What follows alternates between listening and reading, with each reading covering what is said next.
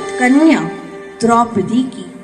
यह गाथा है धर्मराज युधिष्ठिर की, भीम के प्रण की, नकुल व सहदेव के अपने ज्येष्ठ के प्रति समर्पण की।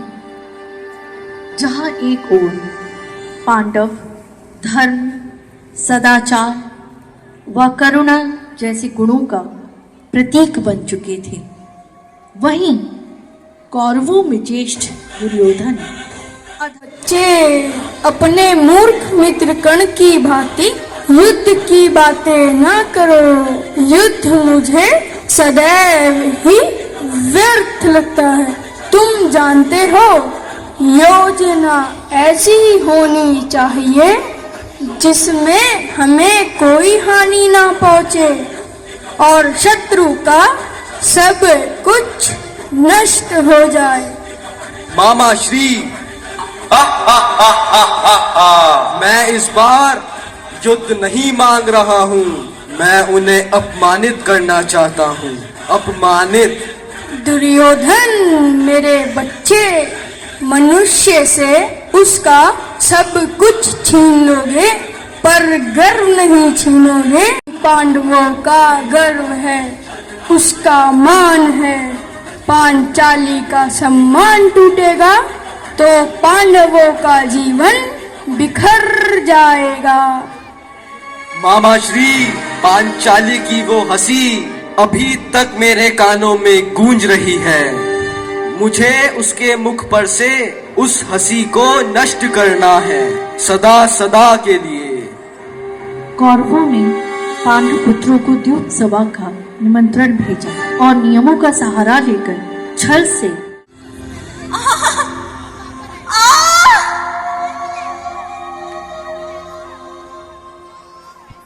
तुम्हारी प्रतिष्ठा, तुम्हारा सम्मान, सब कुछ हार गया है युधिष्ठिर।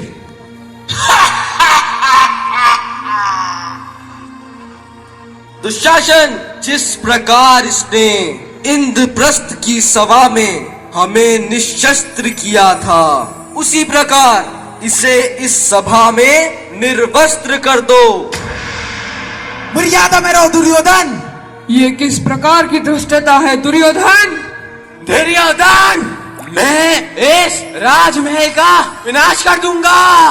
या तो मेरे प्राण ले ले, या तो इस दुष्ट के प्राण लेने की आज्ञा दे दे। ज्येष्ठ, शस्त्र उठाने की आज्ञा दीजिए। ज्येष्ठ, आज्ञा दीजिए। दुर्योधन, गुरुवंश की मर्यादा का कुछ तो विचार करो, कुछ तो विचार करो दुर्योधन। महाराज, अपने हृदय के नेत्र खोलो और ये अधर्म होने से रोक लो। युवराज दुर्योधन, गुरु राजसभा में ऐसा नहीं हो सकता। मौन रहिए आप सब, मौन। युधिष्ठिर, धर्म के ज्ञाता, बताओ, क्या एक स्वामी अपने दास दासियों को दंडित नहीं कर सकता? क्या तुम सब मेरे बच्चे दुर्योधन के दास दासी नहीं? उत्तर दो। हाँ है, हम दास दासी, पर ये किस प्रकार का दंड है? मैं किसी की दासी नहीं हूँ। महाराज, हस्तिनापुर की राज्यसभा में किस प्रकार का व्यवहार हो रहा है? मैं कुरुवंश की कुलवधू हूँ, कुरुराष्ट्र की प्रतिष्ठा हूँ। हस्तिनापुर की लक्ष्मी बनकर मैंने इस नगर में प्रवेश किया था महाराज, और मुझे इस प्रकार यहाँ पशुओं की भांति लाया जा रहा है। पितामह, आपकी कीर्ति तो समग्र आर्यवर्त में है। आप तो स्वयं माता गंगा के पुत्र हैं। आपके समक्ष ऐसा व्यवहार देखकर आप मौन कैसे रह सकते हैं? देखिए पितामह, इस दासी की घृष्टता देखिए। क्या इसे दंड देना उचित नहीं है? कदापि उचित नहीं है दुर्योधन। बस करो, बस करो। यह अनर्थ होता देख मैं इस राजसभा में एक क्षण नहीं रुक सकता। ठहरिए महामहिम, आपने वचन दिया था, आप मेरे पुत्रों का साथ कभी नहीं छोड़ेंगे। अपना स्थान ग्रहण कीजिए। द्रौपदी, तुम दासी सिद्ध होती हो। दास दासियों को क्या दंड दिया जाए, इसका विधान है न्याय संहिताओं में, परंतु किसी दासी को निर्वस्त्र करना, ऐसा विधान विश्व की किसी न्याय संहिता में नहीं। राज्यसभा में शस्त्र उठाने का भी क्या दंड है फिर न्याय संहिता में महामंत्री? जब इंद्रप्रस्थ की सभा में हम योद्धाओं को निशस्त्र किया गया था, तो आप मौन क्यों थे? योद्धा होते तो रणभूमि में खड़े होते, युद्ध सभा में नहीं। दुर्योधन, राज्य बल से जीता जाता है, छल से नहीं। प्रलाप बंद करो द्रौपदी। दुशासन, निर्वस्त्र कर दो इसे। दुशासन, जिन हाथों से तुमने पांचाली के पवित्र केशों को हाथ लगाया है, मैं उन्हीं भुजाओं को तुम्हारे शरीर से उखाड़ दूंगा। तुम्हारी छाती चीरकर तुम्हारा लहू पी जाऊंगा। ये प्रण है मेरा। महाराज धृतराष्ट्र, आज जिस प्रकार यह सभा अंधकार में डूब गई है, उसी तरह आपका जीवन भी हम अंधकार से भर देंगे। प्रण है ये हमारा। प्रलाप मत करो दास अर्जुन। दुशासन, जाओ। रुको दुशासन। मौन रहिए, आप सब मौन रहिए। मेरा रक्षण अब आप लोग नहीं कर पाएंगे। धर्म के नाम पे अधर्म हो रहे को रोकने का साहस नहीं था आप सब में से किसी के पास। वो धर्म ही क्या जो शक्ति को निर्बलता बना दे, वो सत्य ही क्या जो दुष्टों को भस्म करने की जगह बोलने वाले के साहस को ही जला दे। आपने धर्म के वास्तविक रूप को कभी समझा ही नहीं। मेरा रक्षण अब यदि होना होगा तो वो स्वयं ईश्वर करेंगे। दुशासन, अपनी शक्ति का परीक्षण कर लो। गोविंद, गोविंद, गोविंद, गोविंद,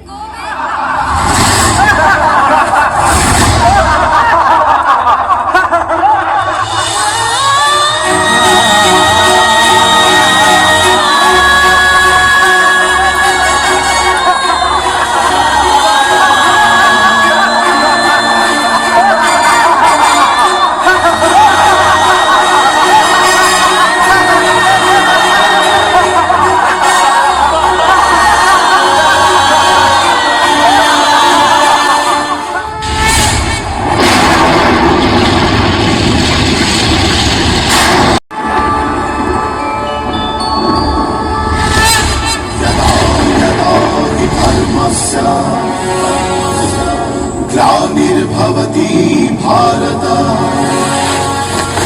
अभ्युत्थानमधर्मस्य तदात्मानं सृजाम्यहम्।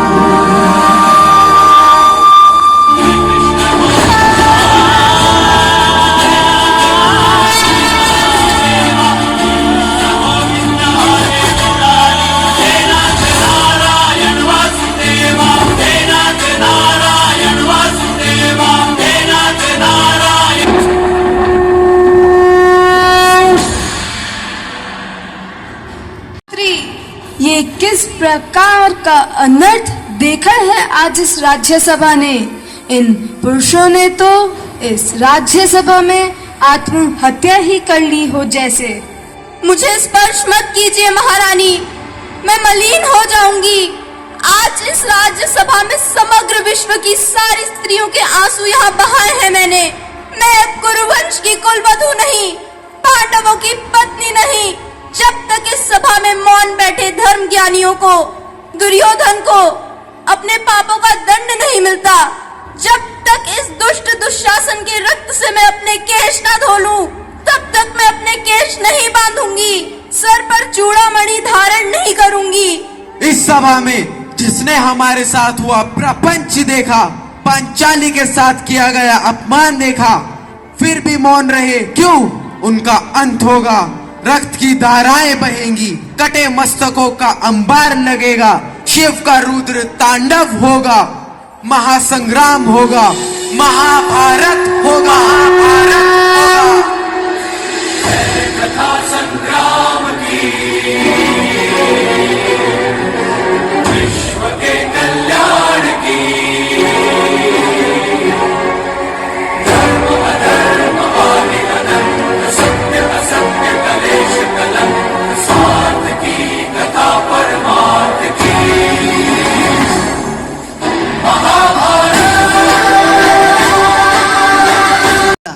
कि पुरुषों की लालसा, ईर्ष्या, अहंकार, भय, इन सभी बुरी भावनाओं का परिणाम स्त्रियां भोगती हैं।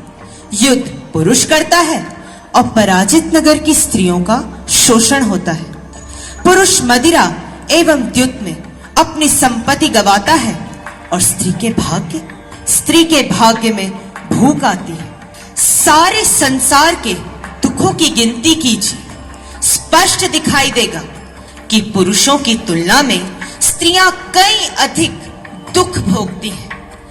यह किस प्रकार के समाज की रचना की है हमने, जहां मनुष्य जाति का आधा भाग दूसरे भाग को निरंतर कुचलता रहता है, और वहीं कुचली हुई स्त्रियां मनुष्य के समग्र भविष्य को जन्म देती है। मार, शोषण, पीड़ा सबसे झुलसी हुई स्त्रियां स्वस्थ और सुखी संतान को जन्म किस प्रकार दे सकती हैं? अर्थात जब जब किसी स्त्री का अपमान होता है, किसी स्त्री का शोषण होता है, किसी नारी के केशों को खींचा जाता है, तब तब किसी ना किसी रूप में एक युद्ध का जन्म होता है। किसी ना किसी रूप में महाभारत का आरंभ होता है।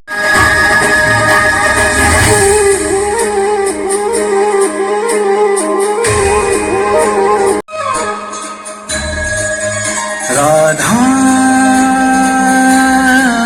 कृष्णा, राधा कृष्णा।